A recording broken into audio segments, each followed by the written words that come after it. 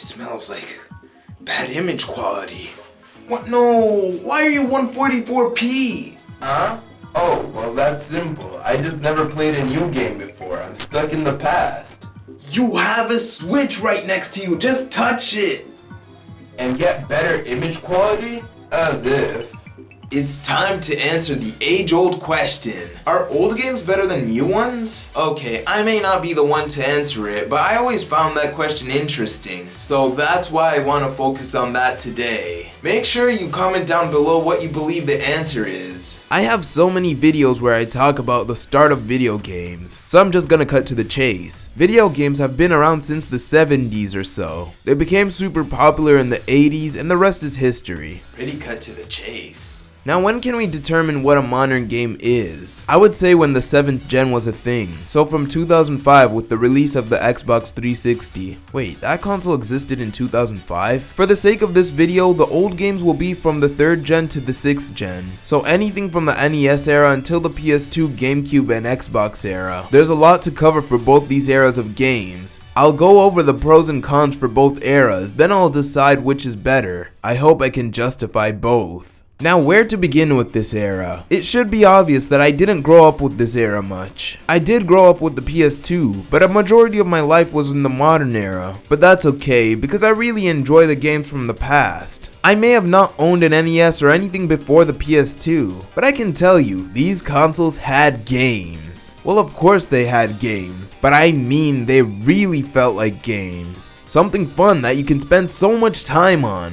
I can't tell you how much time I spent in my life just playing Super Mario World. To this day, it still is my #1 favorite Mario 2D platformer. With these games, cutscenes didn't take a large majority of the games. You can get right into the action without being distracted by anything else. It was just you and the game, nothing extra. Another thing old games have is nostalgia. Many people have those precious memories of the older games being some sort of way. When they replay it, they may be blinded with nostalgia, which isn't a bad thing. After all, it will make your experience nice. You could also make the argument that because you enjoyed the games in the past, they became a precious memory. So that means these games have some sort of value. If you ask someone about an older game, they'll most likely talk good about it. The game may not be the best game, but it was still able to give you some good memories. Just know that this will happen with modern games at some point in time.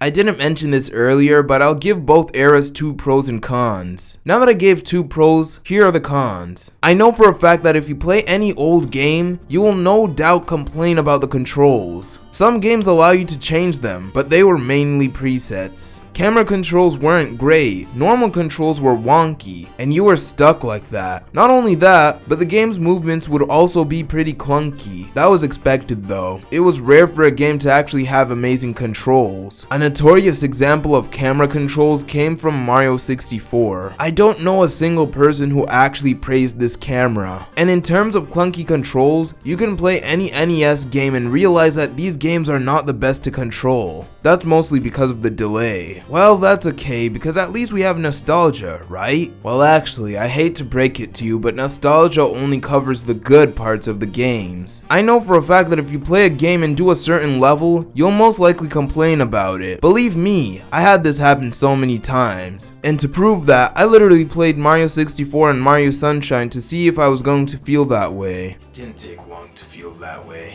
But that doesn't make me dislike those games, it just makes me feel a certain way. You will most likely remember a game being so much faster or something like that, but when you play it, you realize how much slower these games are. Old games are wonderful, but they have their downsides. As I said earlier, I grew up with modern games the most. I enjoy all kinds of modern games. There's just something so fun about these games. The fact that they improve on what older games couldn't do because of limitations or something like that. I feel like games are just so much faster in general now. RPGs have a feature to go 2 times the normal speed than just watching a whole animation play out. It's so much better. Animations would just flow so much smoother, and games in general just run so much faster. Not all the time though. But there's also the fact that graphics have come a long way since the past. What the developers want you to see is so much clearer now. Like old RPGs did this thing where half of the game would be a 2D image while you move around it in 3D. Now you can see the world the way it's intended. It just brings another layer of magic to the experience. It's great. Newer games are also so much more accessible. They do their best to make a game how you personally would like to enjoy it. It could be as little as allowing you to change the controls, to completely changing the difficulty the way you want it. Even fighting games have more accessibility than in the past. A game like Smash allows you to change all kinds of stuff, so it makes it perfect for anyone who wants to play it their way. Mario Kart 8 Deluxe did a similar thing. I remember playing this game and saying, it would be nice if they gave the ability to choose what items are on and off. I was sure they were going to add it in Mario Kart 9, but I was so surprised to see it come as an update for this game. Maybe I just knew what the developers were going to add. Video games overall became more free, allowing you to choose how you want to play. I do like modern games, but why are they so long nowadays? RPGs alone are like 100 hours minimum if you want to have a decent experience of the game. Storytelling games are pretty much movies with movement and fighting here and there. The claim I made about older games feeling more like games was mainly because of something like this. I don't have as much time as in the past, so to finish a game like this may take me months nowadays. And I also just want to play the game. I don't want to be in a cutscene so often. That was one of my biggest complaints with Persona 5 actually. If you compare it to Persona 4, sure Persona 4 is long and does have its fair share of cutscenes here and there, but Persona 5 takes at least an hour before you can even save the game for the first time. Does that not sound ridiculous? I like these games, but I didn't pay that much to play a movie. I know I just said that modern games are pretty long, but there's another thing that bothers me that assists in making them so long. There's just so much content jammed into these games that I don't even know when the next time I'll 100% a game is. I can't tell you how much is in Breath of the Wild alone that really makes me want to play it for hours upon hours. But then I remember, I don't have that time. Reality can be harsh. It's not bad that there's so much in a game, but the issue is that there are so many games coming out that you would just want to play all of them. So to even be able to play them at 100% them would require serious dedication. Older games were just so much easier to 100%, and because of that, playing them over and over would be pretty fun. And yes, trying to 100% them again would be fun. But try to have 2 Breath of the Wild save files with all Korok seeds, all inventory slots, max stats, and all shrines completed. I'm making this video before Tears of the Kingdom and I know it will come out after the game is released, but I can guarantee you that that game will be so much more intense to 100%. Please, stop releasing so many games.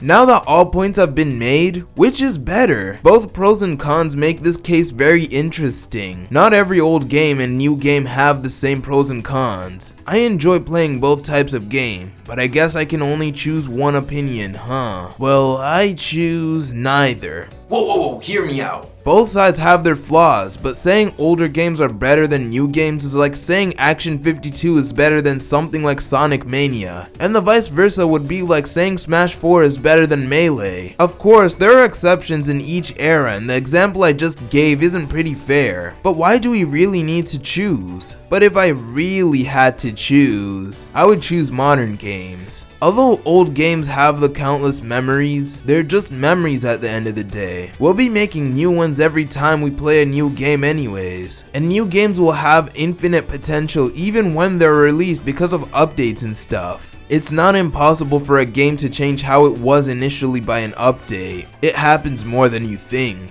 This is one of the most interesting topics when it comes to games in general. I'd really love to talk about this more. The reason why I gave 2 pros and cons each is pretty simple. I just didn't want this video to be long. Comment down below what you think about this topic. Anyways, I'm gonna go relive my past and play old games rather than new games that I bought and never touched.